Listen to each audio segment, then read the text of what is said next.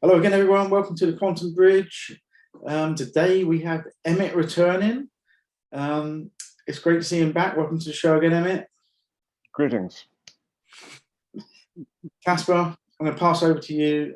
What are we going to be discussing today? Well, hello everybody, firstly. Hi Emmett. Hello Gary. Nice to see you. Likewise. And welcome everybody to the Quantum Bridge. So we are fortunate enough to have Emmett with us again today.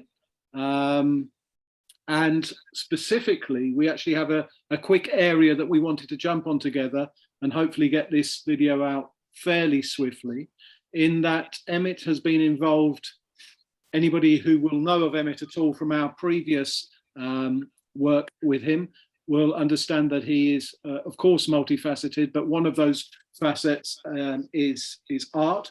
In many of its guises. And today I wanted to talk to Emmett, or we wanted to talk to Emmett, about his exploration of the merging of AI in very interesting ways with his sort of artistic talent and creativity in general. So, Emmett, before I go on too much as usual, what's happening in your world in terms of the blending of those two areas?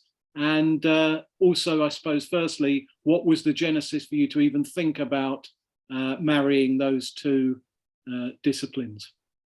Well, first, let me apologize for the inky blackness of my surrounds. I've actually no idea why it's so different from the last time, because the lighting, as far as I know, is exactly the same. Yet here we are. I am the floating head. And with that aside, I think it's very similar in a way to a point that music was at in the 1990s. And I was always kind of interested in sampling and stuff like that, but the technology wasn't really good enough for me to sort of fully engage with it. So I thought, okay, I'll wait. And then when like proper affordable samplers came out that could actually create, polyphonic, really good quality Frankenstein type experiments with music, then I thought, okay, I'm in at this point. And that's when I first started playing around with that. And it's much the same with the AI thing, because I'd seen some sort of bizarre and, frankly, disturbing results. And I don't mind disturbing one bit, but I thought, this isn't not really ready for what I would like to do with it yet. And then pretty recently, just, maybe a couple of 3 months ago, I started seeing that the technology had moved on enough where it may actually be able to produce the kind of results that I have been doing with my own painted artwork for, since the 80s, probably, and certainly the 90s, which is, I would describe as purposeful absurdity, and the juxtaposition of things that don't belong together normally. And the first few efforts I made at getting AI to do this were not particularly successful, but it wasn't because of the AI, it was because garbage in, garbage out. I didn't understand the inputs. So it needed to teach you for a bit. Yeah, just for a little while. And it just took a lot of experimentation. That's what you have to do. If you've got faith that it will actually throw up the results that you want, and you're happy to put the time in and just tinker and change the inputs, you can get some fantastic results now, which you couldn't, say, only a year ago. Excellent. And having been so close to a lot of your work, both work that I've seen from prior to sort of probably or the turn of the millennium, I would say along those lines, and then having worked with you on the graphic novels that I authored and that you did everything else for, I'm keenly aware that your mind and your interest will lead you towards the blending of certain fascinating areas for yourself, whether they be philosophical and visual, and the mix of those two and what they produce. And for me, what I'm seeing with the AI work that you're doing is obviously your humor coming through, right? But also this thing of literally something else in almost quantum or real time, providing, or I'm guessing that because I'm seeing them in a level of immediacy when you're putting them onto mediums like Facebook and so on. that it is, as you say, coming out with something that you've wanted it to be able to do historically, and now it's able to. But is it also actually shocking you in the same way that we as viewers are being shocked and wowed by it? Has a lot of this imagery actually shocked you? And for those that haven't seen it yet, although we'll be having those or some of those images on the screen, no doubt, you know, from your perspective, is it now exceeding where you were hoping to get to? I think it started, yeah. Well, once I got the inputs sorted out, it did start to exceed it very quickly. But I wouldn't say shock as much as just sort of joy and delight. I mean, it's a great the Alice Cooper Welcome to My Knitwear series, for instance. The very first one that came out was probably the best one, and I was just sort of sat back in awe.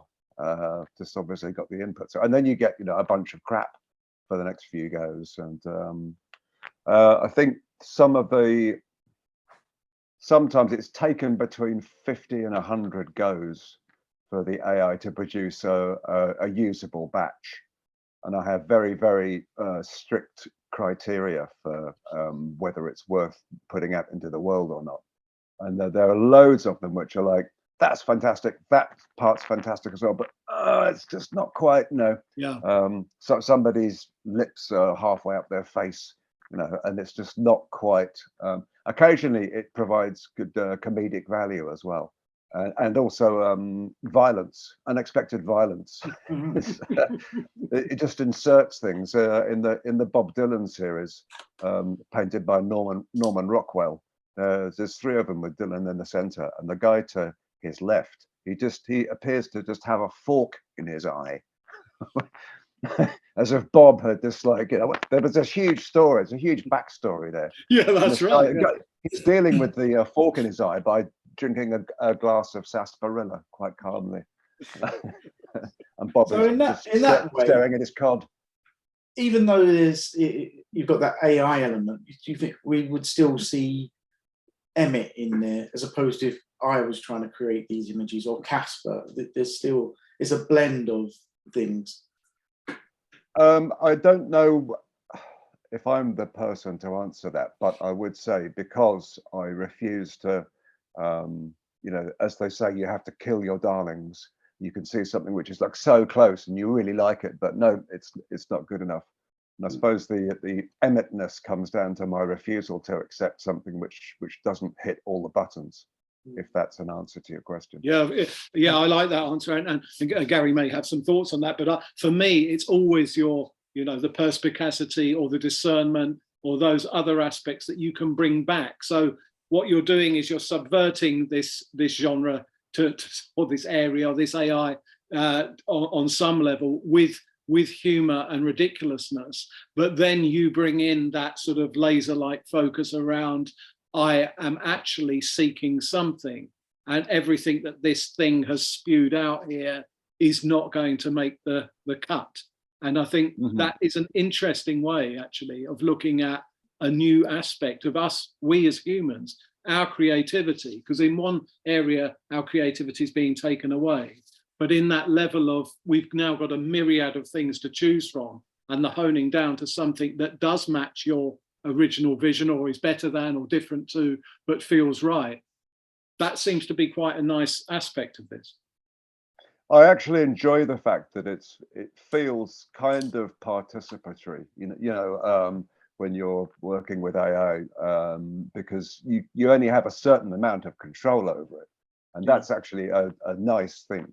And I think some of the best art happens by fantastic accidents. Yeah. I think as a musician, you're not always looking for that total control. You just want to throw a bunch of things up in the air and see what collides in an interesting way. So that's something that I really enjoy about the form. So are you saying now that we are actually beginning, or you are in this instance, a collaboration with AI rather than a use of AI? Yeah, I think that's the only way to go with it, really. If it's to be of any use, you don't have any choice but to let it do its thing. The choice part is what you actually give a green or a red light to. Yeah. And I mean, those are the two really important things at the start and the end of the process. First, you have to have a good idea and something which you think has a chance of working. So all of these elements, such as the subject, the situation, and the style. Those are the 3 S's that I think about the most, and they have to have an element of overlap in order for them to work. Otherwise, you just get garbage. Otherwise, but for instance, I thought let's do something with Scarlett Johansson. And I thought, well, who would be an appropriate painter for someone like that, and at the same time, an inappropriate painter for someone like that? The Black Widow from the Marvel universe. And I thought Edgar Degas would be perfect in both ways. It ticks both those boxes. So I tried it out and immediately got some fantastic results. But I had to throw a spanner in there with her quest for the best possible seafood. That just made it a little bit more interesting and delicious, I think. But visually, I particularly enjoyed so far the Hulk. I would, because I'm a massive fan of the Hulk, but they're fantastic. And Robin Williams, and these people couldn't be much further, or beings or whatever, characters from each other. I think visually, I was actually most pleased with the Robin Williams meets the Lone Ranger, painted by Max Ernst, because I'm a huge Max Ernst fan anyway. He's probably my favorite of all the surrealists. Yeah, I'm with you there. Yeah. And the results were just really rich and visually fascinating, and occasionally bizarre as well. Yeah, all good things. Gary, was there anything else that you wanted to bring to the party? I think what's interesting was maybe for someone like me who can't draw or do anything artistic like that, it would allow me to get ideas out of my head and play around with a format that isn't natural to me. Yeah, and maybe is it almost like in a way, whereas I can't play an instrument, but I might say to you, Emmett, can you play this on the guitar, and then you'll do something. I said, okay, but I want it to sound a little bit more like this or that, and sort of working with something in that way instead of. I do it a lot with humans because I don't have much technical ability. So a lot of the time I'm trying to get my ideas out by using somebody else.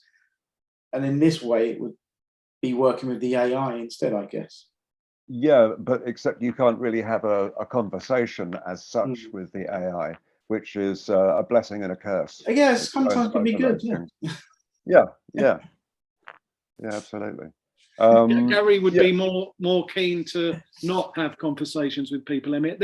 We may lose him forever if this really works out. But look, I'm a bit conscious of time, so just to say, hopefully we will be able to put these images up. They are, I mean, when I first saw them, shocking actually isn't the right word really, and maybe surreal is not enough anymore. What it seems to me AI is able to do when married with the human creativity and direction is, okay, there's a lot of fear around AI, and I'm not against people having that fear at all. But, this thing of, as you just rightly said, Emmett, it's going to be with us anyway. Are there ways to engage in a new way that's perhaps good for us both, if you can use the term both? I mean, who's using it and for what purpose? Yeah. I mean, that's the real question, isn't it? Not does it exist and we should all, start tearing our hair out and be scared of it. Embrace it in a creative way and use it to subvert certain things, because it can be good at that, as I have discovered. I think you and us, we are only at the beginning of that journey of subversion. So. Yeah, I'm looking forward to be able to start making the inputs more complicated. But even so, I'm thrilled with some of the complexity that it's useful. I will leave it for people to take a look, and then hopefully we might do another one of these, Emmett, because I've got a feeling that once this goes up, this will generate a lot more, as per you've seen on Facebook and so on. There's a lot of engagement around it, and that's another beautiful thing. So again, something very human has come out of something that is, by definition, at the moment at least, not human. We can't help ourselves, can we? You know. No. I know, we're going to do it anyway. So, right, Mhm. on that note, thank you very much for joining us. I hope we can get My some pleasure, James. images up here, and let's look at the possibility of revisiting again soon. But for now, thank you very much, Emmett. Thank you. Thank you both. Take care. Keep doing Speak what you soon. do. All right. Want to bridge out. Cheers.